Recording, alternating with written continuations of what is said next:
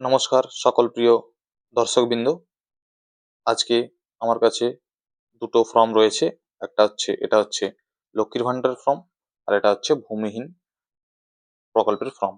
তো আমি তোমাদের দুটো ফর্মই ফিল আপ করে দেখাবো। আমি আজকে এখন এই লক্ষ্মীর ভান্ডার ফর্মটা ফিল আপ করে দেখাচ্ছি। এর পরের ভিডিওতে আমি তোমাদের ভূমিহীন ফর্ম ফিল আপটা করে দেখাবো। ঠিক আছে, সম্পূর্ণ ফর্ম ফিল আপটা তোমরা ভিডিওর মাধ্যমে দেখতে পাবে। তো ভিডিওর সাথে থাকো এবং শেষ পর্যন্ত দেখে নাও। তো দেখো, এটা হচ্ছে লক্ষ্মীর ভান্ডার স্কিমের মানে লক্ষ্মীর ভান্ডার প্রকল্পের ফর্ম। এই ফর্মটাও কিন্তু এখন তোমাদেরকে যে ক্যাম্প চলছে যুবসাথীর জন্য, বিশেষ করে যে ক্যাম্প চলছে সেই ক্যাম্প থেকেও তোমরা কিন্তু এই ফর্মটা নিতে পারবে। এমনকি তোমরা এটা অনলাইন থেকেও বের করতে পারবে। তো যারা যারা লক্ষ্মীর ভান্ডার এখনো দাওনি, বা যারা যারা নতুন জমা দেবে, অথবা যারা যারা আগে হয়নি যাদের, তারাও কিন্তু এখন এই ফর্মটা ফিল আপ করে তোমরা কিন্তু ওই ক্যাম্পে জমা দিতে পারো। ঠিক আছে, চলো আমরা এই ফর্মটি সম্পূর্ণ ফিল আপ করি।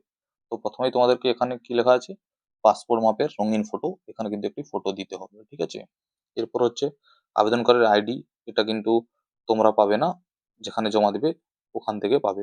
এরপর আসছি পার্সোনাল ডিটেলস, এখানে দেখা আছে যে দুয়ারে সরকার রেজিস্ট্রেশন নম্বর, এটাও কিন্তু তোমরা পাবে না, এটাও ক্যাম্প থেকেই দেবে। ঠিক আছে, এগুলো সবই লেখা আছে যে এটা ক্যাম্প থেকে দিবে। উপরের সংখ্যাটি দুয়ারে সরকার ক্যাম্প থেকে পাওয়া যাবে, এই সংখ্যাটি লিখলে তবে আবেদনপত্রটি জমা নেওয়া হবে, অন্য কোনো ফর্ম জমা নেওয়া হবে না। তো বলতে চাইছি যে এইগুলো কিন্তু তোমাদেরকে ওই ক্যাম্পে দেবে, এইগুলো যদি না থাকে তাহলে কিন্তু এই ফর্মটা জমা নেবে না। ঠিক আছে, চলো আমরা প্রথম প্রথম কি কি লাগবে, কি কি করতে হবে সেগুলো জেনে নিই। এখানে বলা আছে যে স্বাস্থ্য সাথী কার্ড নম্বর। তো তোমরা এখানে স্বাস্থ্যসাথী কার্ডের নম্বরটি দেবে। ঠিক আছে, তো এটা এখানে ম্যান্ডেটরি দেওয়া আছে, কিন্তু মুখ্যমন্ত্রী বলেছে যে স্বাস্থ্যসাথী কার্ড না থাকলেও কিন্তু লক্ষ্মীর ভান্ডার তোমরা পাবে। ঠিক আছে, তো অনেকের তো স্বাস্থ্যসাথী কার্ড হয়নি, তো সেই কারণে তিনি বলেছেন যে স্বাস্থ্যসাথী কার্ড না থাকলেও তোমরা এই ফর্মটি ফিল আপ করতে পারবে এবং তোমরা লক্ষ্মীর ভান্ডার পাবে। এরপর রয়েছে আধার নম্বর, এটা কিন্তু ম্যান্ডেটরি, আধার নম্বরটি দিতে হবে। ঠিক আছে, এখানে এই ঘরে তোমরা আধার নম্বরটি লিখবে। এরপর রয়েছে আবেদনকারীর নাম, যিনি আবেদন করবেন তার নাম, ফার্স্ট নেম, প্রথম নাম এখানে, মিডিল নেম যদি মিডিল নেম থাকে এখানে দিবেন, এবং লাস্ট নেম মানে পদবি এখানে লিখবেন এই ঘরগুলোতে। এরপর রয়েছে মোবাইল নম্বর, মোবাইল নম্বরটি এখানে ভালোভাবে লিখে নেবেন। এরপর রয়েছে ইমেল আইডি, ইমেল আইডি বলেছে যদি থাকে ইমেল আইডি তাহলে দেবেন।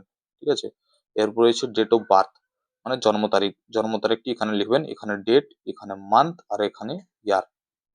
এরপর রয়েছে এজ, অ্যাজ অন মানে আজকের তারিখ অনুযায়ী আপনার বয়স কত এখানে কিন্তু হিসেব করে লিখতে হবে।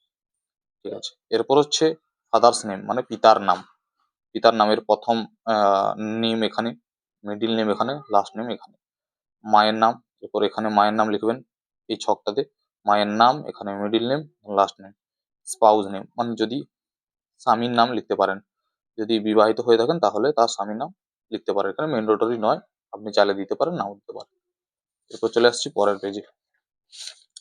ঠিক আছে, এরপর পরের পেজে কি রয়েছে, যে কাস্ট, যে জাতি মানে কাস্ট, আপনি এসসি এসটি না ওবিসি অন্যান্য, সেটা আপনাকে এখানে ঠিক হতে হবে, ঠিক দিতে হবে কাস্টে। এসসি হলে এসটির ঘরে, এসসির ঘরে, এসটি হলে এসটির ঘরে, অন্যান্য হলে অন্যান্যের ঘরে। SC ST certificate mandatory for SC আর এসটি। তার মানে আপনি যদি এসসি বা এসটি কাস্টের হয়ে থাকেন তাহলে কিন্তু আপনার সেই কাস্ট সার্টিফিকেটের নম্বরটা কিন্তু এখানে আপনাকে আবশ্যিক দিতে হবে। বা ওবিসিও যদি থাকে আপনি হয়ে থাকেন, সেখানে কিন্তু ওবিসি আদার্স ঠিক করে ওবিসি নম্বরটা ম্যান্ডেটরি এখানে কিন্তু দিতে হবে। এরপর চলে আসছি কন্ট্যাক্ট ডিটেলস মানে যোগাযোগ। ঠিক আছে, তো রাজ্য, এটা কিন্তু ওয়েস্ট বেঙ্গল সবারই থাকবে, কারণ আমাদের এটা রাজ্য সরকারের প্রকল্প, তাই রাজ্য সরকার এখানে ওয়েস্ট বেঙ্গল অটোমেটিক লেখা থাকবে। এরপর হচ্ছে ডিস্ট্রিক্ট, আপনি কোন জেলা সেটা এখানে এই ঘরে লিখবেন। এরপর হচ্ছে পুলিশ স্টেশন, পুলিশ স্টেশন কোন পুলিশ স্টেশন আপনার সেটা এখানে আপনি ফিল আপ করবেন। এরপর আসছি ব্লক, মিউনিসিপ্যালিটি বা কর্পোরেশন, আপনি কোন ব্লকের সেই ব্লকে এখানে লিখবেন। জিপি মানে কোন গ্রাম পঞ্চায়েতের, আপনি কোন গ্রাম পঞ্চায়েতের সেটি এখানে লিখবেন। ঠিক আছে, এরপর আসছি গ্রাম শহর বা কোন গ্রাম, আপনার গ্রামের নাম এই ঘরে লিখবেন। এরপর আসছি বাড়ির নম্বর, ঘর বাড়ির নম্বরটা এখানে কিন্তু ম্যান্ডেটরি নয়, আপনার যদি জানা থাকে আপনি লিখতে পারেন, না জানা থাকলে কোনো অসুবিধে নেই। এরপর আসছি পোস্ট অফিস, পোস্ট অফিস আপনার কোথায় সেটা এই ঘরে লিখবেন। এবারে পিনকোড, পিনকোড এখানে কিন্তু আপনি পিনকোড বসিয়ে দেবেন। এরপর আসছি যেটা হচ্ছে সব থেকে গুরুত্বপূর্ণ, ব্যাংক অ্যাকাউন্ট ডিটেলস, এটা কিন্তু আপনাকে সঠিক এবং ভালোভাবে ফিল আপ করতে হবে। আপনি যদি এখানে ভুল করেন তাহলে কিন্তু আপনার ব্যাংক অ্যাকাউন্টে টাকা ঢুকবে না। ঠিক আছে? তো ভালোভাবে চেক করে এটা আপনি করবেন। ব্যাংকের নাম এখানে আপনি কোন ব্যাংকের আপনার বই, সেই বইয়ের নাম এখানে আপনি লিখে দেবেন। ঠিক আছে? পুরো ব্যাংকের নামটা লিখে দিবেন এখানে। এরপর হচ্ছে ব্যাংকের শাখার নাম বা ব্রাঞ্চ নেম। আপনি কিন্তু এখানে ব্রাঞ্চ নেম লিখে দেবেন। কোন ব্যাংকের বই, ঠিক আছে? মানে ওই ব্যাংকটা আপনার কোথায় অবস্থিত সেই ব্রাঞ্চের নাম এখানে লিখবেন। ওটা আপনি অ্যাকাউন্ট বই পেয়ে যাবেন। এরপর আসছি ব্যাংক অ্যাকাউন্টের নম্বর। আপনি এখানে ব্যাংক অ্যাকাউন্টের নম্বরটি লিখে দেবেন। দেখে শুনে ভালো করে লিখবেন। এরপর আসছি আইএফএসসি কোড। আইএফএসসি কোড এটা হচ্ছে আপনার ওই ব্যাংকের বইয়ে কোন ব্যাংকের আইএফএসসি কোড সেটা আপনি এখানে দিয়ে দেবেন। এরপর আসছি কি জেরক্স ফটো, মানে কি আপনাকে জেরক্স কপি এর সাথে জমা দিতে হবে সেগুলো এখানে লেখা রয়েছে। পাসপোর্ট মাপের রঙিন ফটো, আপনাকে তো প্রথমেই বললাম যে রঙিন ফটো আপনার লাগবে, আপনি সেটা দিয়ে এখানে ঠিক দেবেন। এরপর হচ্ছে স্বাস্থ্যসাথী কার্ডের ফটোকপি, যদি আপনার স্বাস্থ্যসাথী কার্ড থাকে তাহলে তার জেরক্স আপনি এখানে দিতে পারেন। আপনাকে আগেই বললাম যে এটা তিনি বলেছেন যে না থাকলেও কিন্তু হবে। অনেকেই ভয় পাচ্ছে যে স্বাস্থ্যসাথী কার্ড নেই তাহলে কি আমি লক্ষ্মীর ভান্ডার পাবো না বা দিতে পারবো না, তো সেক্ষেত্রে বলি আপনি দিতে পারবেন। এরপর হচ্ছে আধার কার্ডের ফটোকপি। এখানে কিন্তু আধার কার্ড আপনার যা আছে তার জেরক্স আপনাকে দিতে হবে, এখানে ঠিক দিতে হবে। কপি অফ এসসি সার্টিফিকেট, যদি আপনার এসসি এসটি বা ওবিসি হয়ে থাকেন তার সার্টিফিকেটের জেরক্স আপনাকে এখানে দিতে হবে। ব্যাংক অফ পাসবুক, মানে ফার্স্ট পেজ আপনার প্রথম বই ব্যাংকের ফার্স্ট পাতার ছবি ওটার জেরক্স আপনাকে এখানে দিতে হবে। এরপর হচ্ছে আধার, যদি আপনি আলাদা কোনো জেরক্স দিতে চান সেটা আপনাকে এখানে নির্দিষ্টকরণ করে এখানে ঠিক দিতে হবে। ঠিক আছে? এরপরের পেজে কি রয়েছে, পেজ রয়েছে এখানে হচ্ছে শো ঘোষণাপত্র সেলফ ডিক্লারেশন, যেটা আপনার এখানে লেখা রয়েছে যে পশ্চিমবঙ্গের বাসিন্দা এইগুলো আপনি পড়ে নেবেন। পড়ে নেবেন, আপনি ডেট দিবেন, যবে জমা দিচ্ছেন সেই তারিখ দিবেন ইংরেজিতে, মানে বাংলায়।